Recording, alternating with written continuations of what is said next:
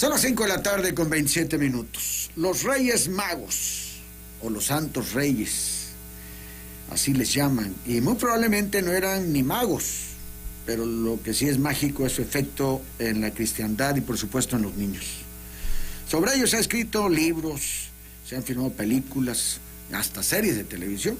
Son leyenda, a pesar de que ellos en las Sagradas Escrituras, de ellos solo hay escrito unos cuantos versículos, muy poquito lo que se sabe de ellos.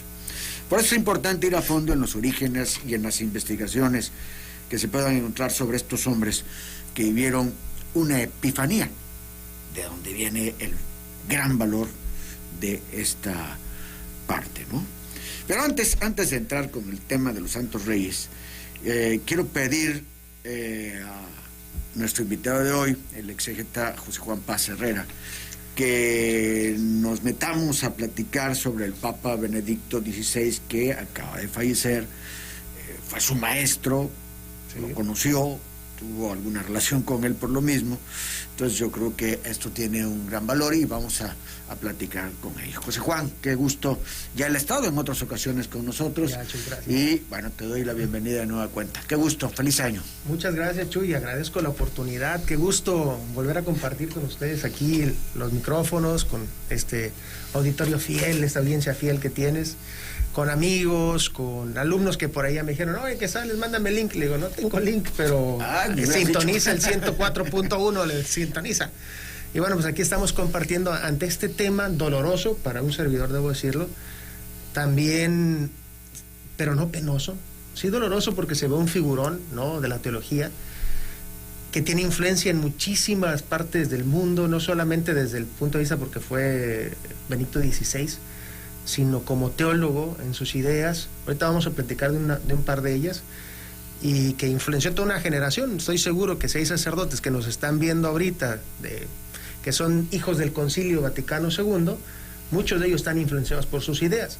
Entonces, aunque hay el dolor por la pérdida de este famoso escritor, teólogo, también hay, no sé, que la mayoría de los que lo admiramos, hay esa tranquilidad de alguien que cumplió su meta, ¿no? Es una cosa increíble, o sea, el llegar a decir, caminó, corrió en el sendero de la vida y logró la meta, como decía San Pablo, ¿no? Yo leí algunos libros de él, entre ellos el de Jesús, que es un libro de Jesús. Los 3 que sacó. Los leí. Okay. Uno sobre María, que sí, me parece destacado. Extraordinario, sí. Es lo que he leído de él. Pero ¿cuál es el verdadero legado o el gran legado de Benedicto XVI, de Joseph Ratzinger? Exactamente. Este Joseph Ratzinger, sabemos, ¿no?, más o menos nació en 1927, ¿no?, en la Baviera, en la parte sur, la parte católica de Alemania. Interesante que viene de un hijo, de un papá, su papá era policía, Joseph Ratzinger, ¿no?, señor. María Ratzinger, y sus 3 hermanitos, ¿no? Bueno, él, el número 3, más pequeño, George, otro gran teólogo de Tubinga. María, que es la que siempre le dio la casa parroquial, no sé si la viste en algún programa, famosísima. Siempre estuvo detrás, ¿no?, de lo que era su casa personal, no se casó tampoco. Y su legado no comienza siendo famoso, curioso. Su legado comienza desde su encuentro con 2 momentos, ¿no? El hogar, de hecho, en sus últimas palabras que da ya en público, como dejando una especie de legado espiritual, él, antes que agradecer a Dios, qué curioso, comienza agradeciendo a sus padres.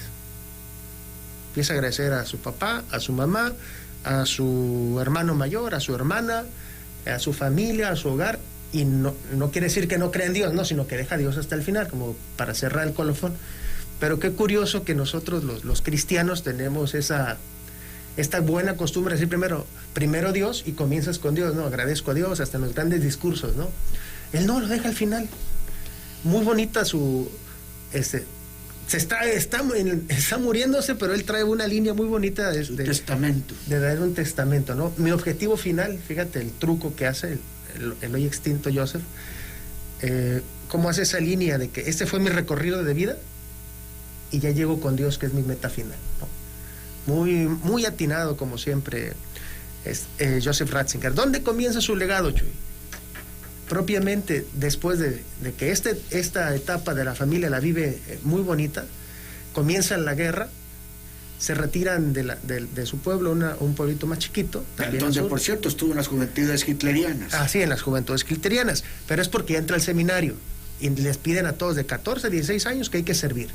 Que las juventudes hitlerianas... Como el servicio militar obligatorio, una cosa así, ¿no? Es una especie...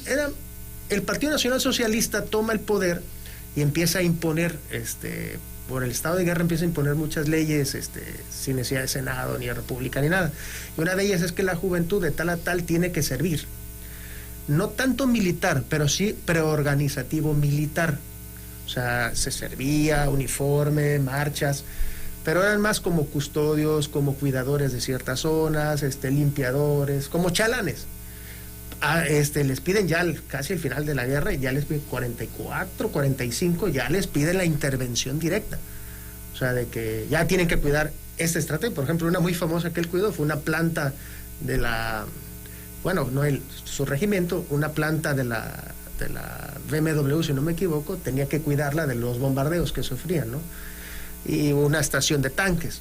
Pero él nunca estuvo de acuerdo porque su vocación muy temprana fue ser sacerdote. Estaba en el seminario cuando estaba en el seminario cuando sucede, lo obligaron. Y como que eran los patitos feos, ¿no? Los seminaristas de Alemania, y los fueron dejando de un ladito.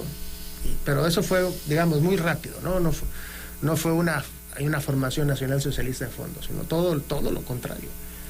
De hecho, no sé, perdón porque te interrumpe, pero es que tengo tanta cosa en la cabeza. A mí me llamó mucho la atención cómo él, si él fuera de línea, no tuviera ese problema. Cuando en el 53 se hace doctor en teología, no fue tan fácil. Su tesis se la devuelve el relator de tesis, diciéndole que muy bonita y todo, pero estaba muy avanzada en su época, que era demasiado progresista, y le devuelven la tesis. Progresista, pero si lo califican de conservador. No. Lo califican por el puesto que toma. De hecho, hay una anécdota muy bonita, ¿no?, sobre Juan Pablo II y él, cuando lo nombra el prefecto de la disciplina de la iglesia, que es esta del clero, ¿no? Lo que antes era la Inquisición, ahora se vuelve ese fue el nombre ahorita te lo voy a decir para que no les mienta y no se me olvide. Perdón. A mí también se me fue. Sí, hombre, el prefecto de la Congregación de la Doctrina. La doctrina. La doctrina, está a la entrada de Vaticano, a la derecha. Y ahí le dice, oye, ¿puedo seguir siendo yo? Y le dijo Juan Pablo II, no se te olvide ahora dónde estás. Porque era muy liberal, tiene muchas... No hay que confundir liberal con una innovación sin ton ni sentido, ¿no? Como hoy se entiende liberal. Sí, liberal, escribe lo que tú quieras. Como rebelde sin causa. Como rebelde sin causa, ¿no? Liberal porque trata de innovar desde su perspectiva filosófica, bastante inundada de Heidegger, de Kant, de Jaspers. Trata de acomodar sus ideas muy ortodoxas teológicas. Y participa de lleno en el Concilio Vaticano II, que es ahí donde salta la fama, sus ideas, su postura. Estaba apoyando al cardenal de Colonia, era su asesor, y terminó superándolo a este cardenal, y pues de ahí se dio a saltar a la fama junto con una gran serie de teólogos, ¿no? Me hablabas de su legado. Sí. Tiene que ver precisamente con todas las publicaciones que tuvo. Publicaciones, más de 600 publicaciones, artículos, muchos artículos que él no escribió directamente, sino se los escribieron. ¿Pero que él firma? Sale, ¿no? Sale de esas publicaciones más de que la firma, sino que tomado de una clase magistral que dio él. Okay. Sí, dale, adelante. Ya daba sus clases, sí. Y alguien escribía y entonces él se las publicaba. Sí. Fue un genio, ¿no? Fundó una revista con unos jinetes del apocalipsis de la teología. Él junto con Henri de Lubac, von Balthasar, se unen para hacer la revista Comunio, que estuvo desde el 77 hasta el 2008 o 2006. Muy influyente en las ideas sobre la iglesia, la iglesia que toca a la sociedad, que esto es importante. Él fue maestro, tenía una vocación al magisterio muy definida. ¿Fue tu maestro? Tuve clases con él, sí, en 2 ocasiones tomé clases con él. En 2 ocasiones, ¿cómo era? La primera, como Joseph Ratzinger, era una persona de palabras profundas. Es un pedacito. Muchos dicen, mide unos 70. A lo mejor yo sí medí unos 70, pero como se fue haciendo viejito, me tocó ya encorvado. Fue en el 2004, 2005, que nos dio clase. Era muy diáfano en idea, no era un gran orador, o sea, no era de que... Pero era un placer escucharlo, porque eran de ideas claras y precisas, ¿no? Nos dio una conferencia, una clase magistral. No tenía ese carisma y ese poder de oratoria de Juan Pablo II, por ejemplo. No. Juan Pablo II lo medimos como un hombre, se va a sonar muy, muy fuerte, un hombre carisma, un hombre showman, que manejaba el público con una mirada, era un experto para eso. Él no. Él se refugiaba en su libro, en sus apuntes, en Dios y en las ideas que va diciendo. Poderosísimas, poderosísimas.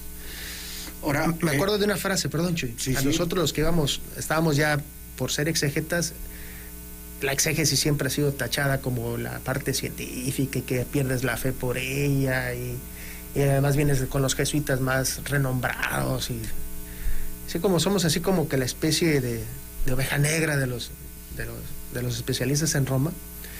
Y me acuerdo que su conferencia muy bonita fue: no se les olvida a los exégetas que ellos deben de ser los primeros creyentes. Eso me quedó y me legó, y con esto los alumnos que he tenido a lo largo de estos años es lo primero, ¿no? Tú no puedes enfrentar la Sagrada Escritura sin ser el primer creyente. Ahora, en el concierto de los teólogos de todos los tiempos, sí, ¿en qué lugar podríamos poner a Joseph Ratzinger? Y esta pregunta es porque se murió Pelé. O sea, ¿dónde lo pones, no, en tu top 3?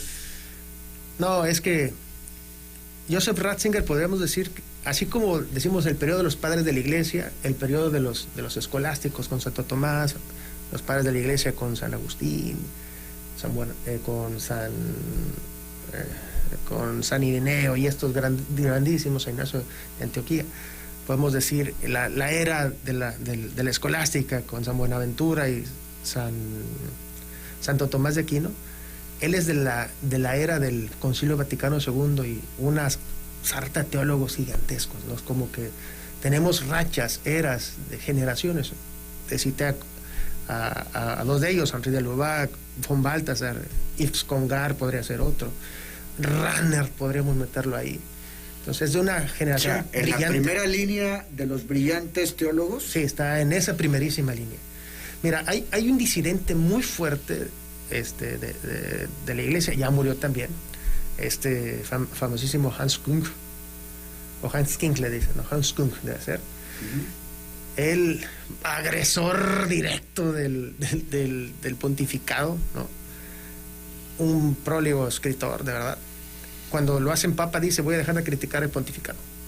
Y fueron compañeros dando clase en Tubinga y lo reconoce que era una mente brillantísima, brillantísima.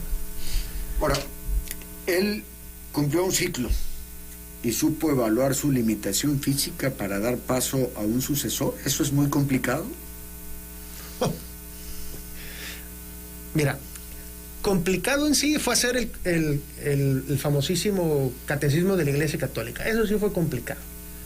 El compendio magistral de toda la doctrina nunca se había hecho en la historia. Eso es de él.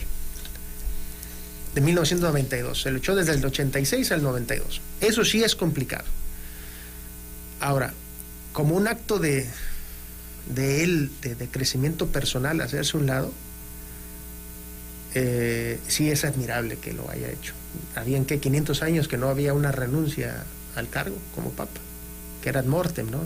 El puesto, que ha dado a muchísimas teorías esa renuncia, pero creo que muy inteligente dice: no, sabes que no ayudo, sino perjudico a la Iglesia. Ahora, eso es complicado, eso es difícil, pero tal vez más difícil es que no volvió a aparecer, ni a hablar, ni a publicar. Y aunque seas una persona que trabaja en las cosas de Dios, es también un ser humano. y los hombres tenemos, pues, ego. Queremos que se escuche nuestra opinión, queremos que sepan lo que estamos pensando, que nos tomen en cuenta, que sepan que todavía, como en el caso de su retiro de Ratzinger, que seguía escribiendo. Tal vez eso sea lo más complicado de todo, ¿no? Ratzinger, como escritor, ahorita que te veía tu pluma en mano, tenía una deformidad en sus dedos, porque él no escribía a máquina ni a computadora, escribía con pluma. Y de tanto escribir tenía su dedo chueco.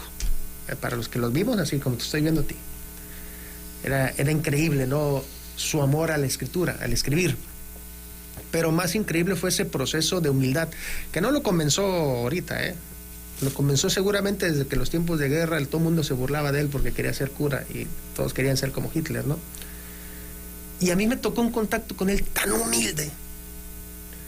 Imagínate que era el decano, o sea, era el número uno de todos los cardenales en el mundo. Y tú querías verlo, pedirle su autógrafo, te lo encontrabas un costadito de Ciudad Vaticano, se llama Plaza de Leonina, por los muros vaticanos, te lo encontrabas caminando en la mañana como si nada, sin un solo guarura. Un solo guarura, el más importante de todos los cardenales en el mundo. Iba caminando. Cuando me la acerqué en aquella ocasión, le pregunto, disculpe, todo, con mi italiano todo choco todavía, que si era, usted es Ratzinger, y no se le habla así, ¿no? Se tiene que hablar con los términos, eminencia. Empezó a reír y me dijo, sí, ¿de dónde eres? De México. Y me empezó a hablar un español perfecto, porque manejaba 12, 13 idiomas, pero hablaba 6 de ellos excelente, uno de ellos español. Perfecto. Estuvo en México, en Guadalajara, en varias ocasiones. No, muy bueno. Y todavía me invitó a un café. Ese detalle, yo muchacho de 24, 23 años, le dije que no, menso hoy. Pero me dio miedo porque ese señor me dice, ¿y qué haces afuera de la escuela? La verdad nos habíamos ido de pinta ese día. Y saben quiénes fueron los otros dos que se fueron conmigo de pinta. Y nos dice, bueno, si ya desayunaron, no, pues les invito a un café. No se preocupe, no se preocupe. Nos dio la fila, fotos, tan sencillo. Ahora, algo no visto antes. Un papa en funciones encabezando la ceremonia, las exequias de un papa emérito. Eso es lo que vamos a ver el próximo miércoles. El 5 de enero. Ciertamente más que no visto, no es presenciado por todo el mundo, como verán los ojos, ¿no? Pero ya ha habido estos casos. ¿Cómo se va a tomar esto? Esto hay que tomarlo con la humildad con que él enfrentó el retirarse, que escogió, saldrá el montón de publicaciones seguramente que hizo en La Paz de su retiro en Castel Gandolfo. Tendremos también muchas noticias de cosas donde él siguió influyendo desde el pensamiento. Fácil, perdón, pero que tú tengas una asociación con un AC y que estés sirviendo a la iglesia y sirviendo a la humanidad, es idea de él. Nostra Aetate se ve clarito donde está su mano, que era una de las que más en el Vaticano II el más asesoró. Estos avances los vamos a seguir viendo, notando. ¿Qué va a hacer Francisco? Espero que sea lo suficientemente, como lo es, suficientemente humilde e inteligente, de darle el lugar, como lo hizo Ratzinger cuando le toca ser Benedicto, y saber que atrás tenía un monstruo que era Juan Pablo II. Darle el lugar que cada quien tiene y dejar que Dios te juzgue y la historia, ¿no? Aunque la ceremonia, por no ser un papa en funciones, claro, por no ser un papa gobernante, no invitan a dignatarios, solamente estará el presidente de Alemania, de Italia, y bueno, pues cardenales, en fin. Y será un poco más cerrada que la de una... No tendrá los zapatos rojos, no tendrá la palia blanca, por no, que significa... si quieres el obispo, arzobispo de Roma, sí. Y eso será la única diferencia prácticamente. Prácticamente, igual la audiencia, pero todo el mundo va a querer estar ahí. O sea, es un personajazo. Que dirán muchos, no, es que hasta se parecía al emperador Palpatine de Star Wars, que no era gran, no tenía una bella persona que te llamara, ¿no? Pues, acá está. Bien. Oye, pues vamos a hablar de los Santos Reyes, ¿no? Sí, sí, con mucho gusto. No, aquí me la puedo pasar hablando. No, pues sí, es que es apasionante, pero bueno, también tenemos a la gente que le prometimos algo, ¿no? Entonces, sí, sí, de acuerdo. No sé si quieras agregar algo de lo de Ratzinger. Yo sé que tienes muchísimo ahí, pero si quieres agregar algo para finalizar esto. Nada más para puntualizar. Muchas de nuestros gozos que tenemos hoy como iglesia, la participación de la mujer, ¿no? Tan vivida, tan elemental, ¿no? La iglesia que no se queda adorando a Dios, sino adora a Dios desde los hermanos. La iglesia que te dice que eres sal de la tierra cuando trabajas para los demás. Son ideas que vienen de Joseph Aloysius Ratzinger, que es el otro nombre. Bueno, pues vamos con los Santos Reyes. Híjole. Vamos a empezar. ¿Por qué magos? ¿Por qué le dicen magos? Porque esto sí verdaderamente viene en el Evangelio. Quiero hacer un pequeño contexto. No se rasguen las vestiduras, pero lo tengo que hacer, ¿no? De muchas cosas se discuten en el Evangelio sobre su historicidad, pero algo que no podemos dudar que no es histórico es el capítulo 2 de Mateo, donde viene esta narración, ¿okay? de los magos. Es toda una construcción. De eso la Convención Universal de los Exégetas hemos llegado a decir, es un relato estructurado, magistral de Mateo, donde quiere compararlo con a Jesús como el nuevo Moisés. Moisés perseguido por un rey, el faraón. Jesús perseguido por un rey, Herodes, ¿no? En Moisés se va a liberar y se va a abrir Yahvé a todo el pueblo. En Jesús, será representada toda la humanidad, ¿no? En estos magos.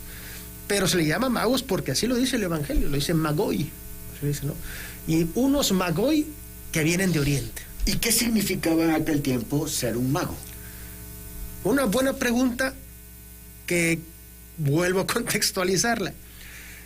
No es una palabra hebrea, magoi, mago, es una palabra pagana que algunos dicen que puede ser de Occidente, estoy hablando de Europa, otros dicen que puede ser persa, no arameo, persa, pero tiene la misma raíz, la mag, ¿no?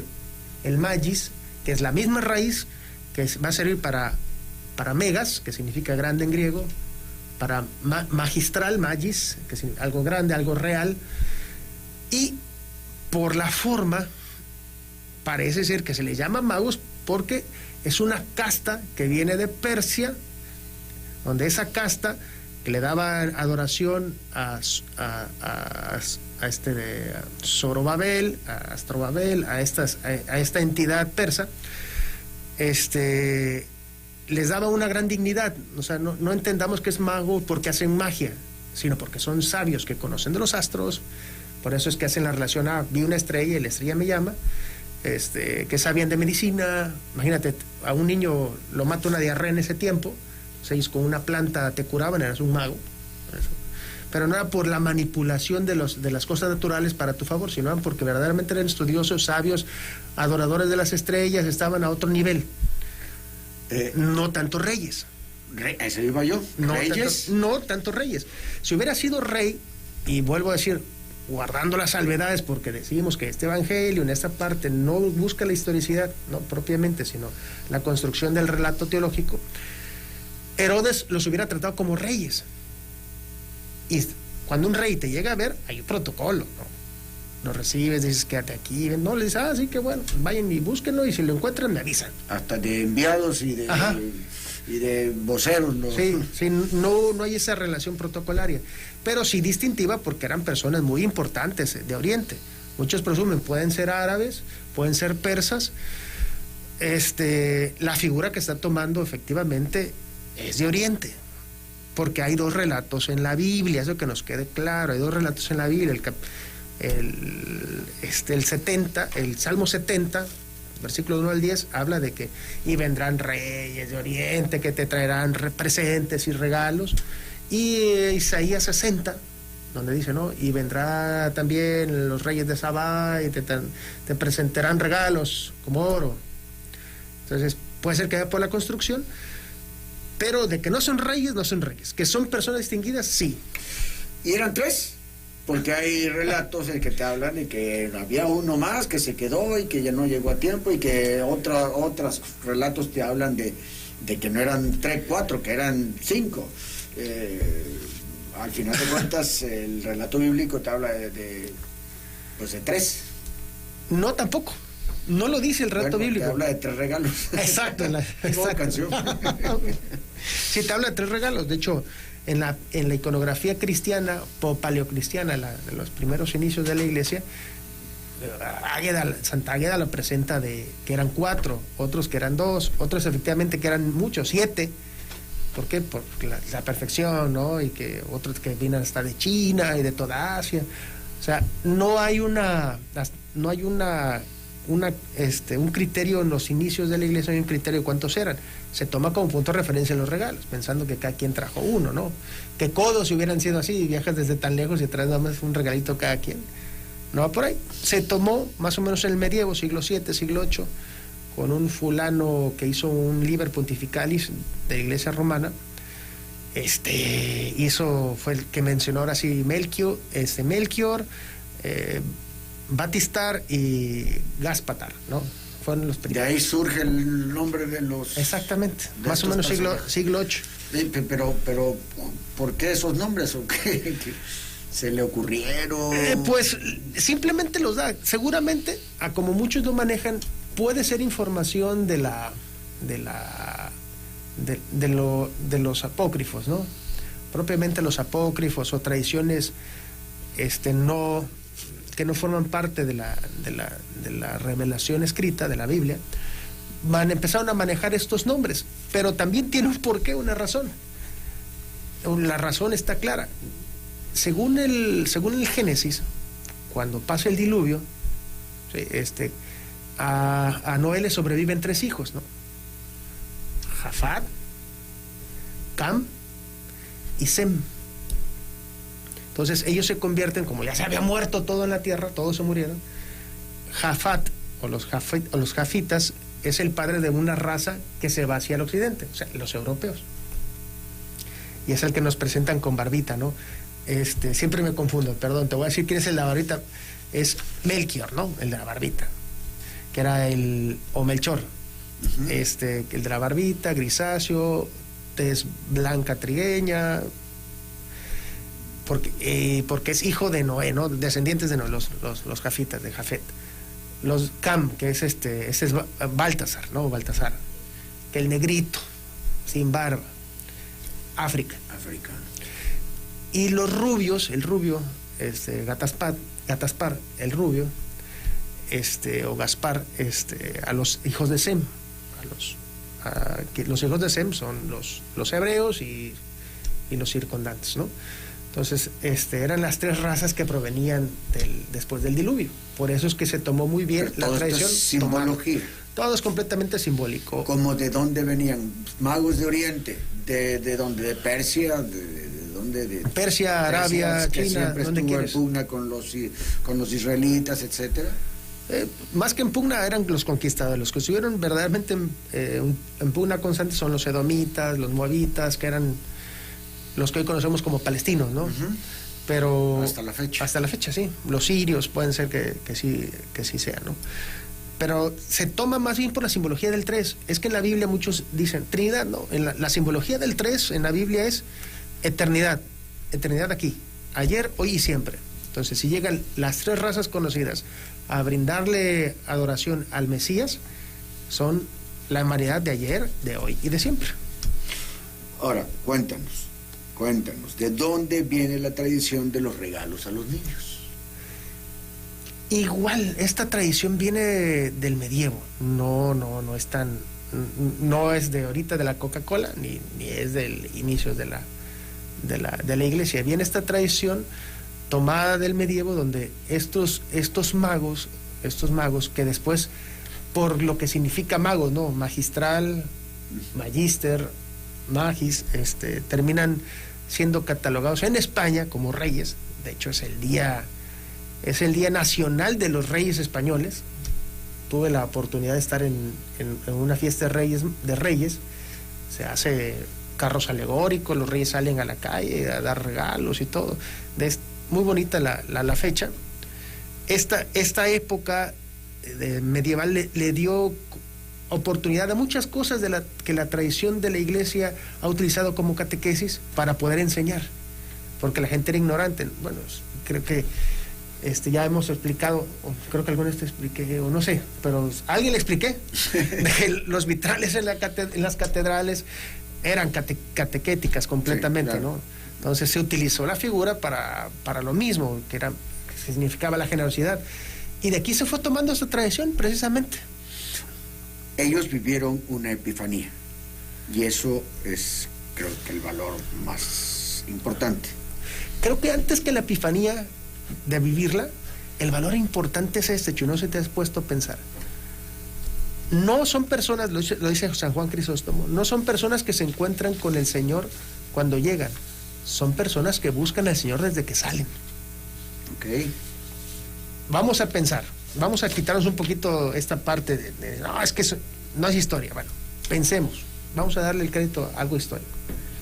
¿Cómo se avienta alguien salir de Persia, de Arabia, del pueblo donde esté, Caldea, decía algún padre de la iglesia? ¿Cómo se avientan a la incógnita, al vio una estrella? Es porque ya buscaban a Dios en su corazón. Ahí sí representan a la humanidad que busca a Dios en su corazón, pero no lo encuentra, y si ve una señal, la busca. El gran valor que tienen es que estas personas, estos magos, estos sabios, mejor dicho, están buscando a Dios y son generosos y se atreven a dejar la comodidad de su hogar, la comodidad de ser personas bienestantes, para buscar a Dios en el pueblito más recóndito de un pueblucho como era Israel en ese tiempo. Ahí comienza el legado teológico de estos magos. Fueron generosos. Pues es algo hermoso, porque vaya, la fiesta de los magos, de los Reyes Magos, de los Santos Reyes, ¿cómo se le debe llamar primero? Ya la iglesia, desde hace tiempo, más o menos estamos hablando del siglo XI, siglo XII, les da la categoría de santos porque se tiene la tradición, vuelvo a hablar ya no como exégeta, más como historiador, como exégeta diría que no, pero bueno, se tiene la tradición de que la mamá de Constantino, Santa Mónica, no, Mónica es la de Agustín, Santa Elena, Mónica es la de San Agustín, que Santa Elena va y busca los restos de ellos, los encuentra y los lleva a Constantinopla, y después se regaron por varias partes del imperio. De hecho, hasta les ponen fecha de muerte, esa tradición. Uno murió, a ver, te lo voy a dar exacto para no perderlo, para que no te falle y vayan y digan unas cosas que no dije. Melchor, un 1 de enero muere. Gaspar, un 11 de enero, y Baltasar, el moreno, el 6 de enero. O sea, todos en enero. Todos mueren en enero y se tienen esa es tradición. Una tradición, pero la tradición se ha hecho tan vívida que vas a Colonia y te encuentras, ahí están los restos. Los restos de los Reyes Magos están en la Catedral Cardenalicia de Colonia. Yo estuve en la Catedral de Colonia. Bueno, ahí están los restos. Una cosa es ser historiador, que sí diría, bueno, ok, pero venga, estas tradiciones tan bonitas que no se han podido demostrar lo contrario tampoco, sí nos dan a pensar en una iglesia que está reflexionando sobre la generosidad, y por ellos les llaman santos, ¿no? Los santos reyes, que sería lo más apropiado, ¿no? Santos Reyes. Los santos reyes. Muy bien. Pues, ¿qué quieres agregar, Paz? Porque necesitamos ir con lo que sigue. Ya se me fueron los señores. No, fíjate cómo vuela el tiempo. Ok, ¿qué quiero decir? Sobre todo un mensaje, creo que a los niños, ¿no? A los niños y a los papás. La figura de los santos reyes es la figura de personas generosas que a personas tan indefensas como son los niños, pensando en la Biblia, son el grupo más vulnerable que hay, los niños. Por eso Jesús amaba a los niños. No solamente es presentarle el regalo, sino presentarle lo mejor que tienes para dar por el regalo. A lo mejor es el abrazo, a lo mejor es el beso, a lo mejor es la educación, a lo mejor es la paciencia, pero no puede pasar un día sin que se pueda presentar lo mejor de uno para las demás generaciones, en este caso nuestros hijos.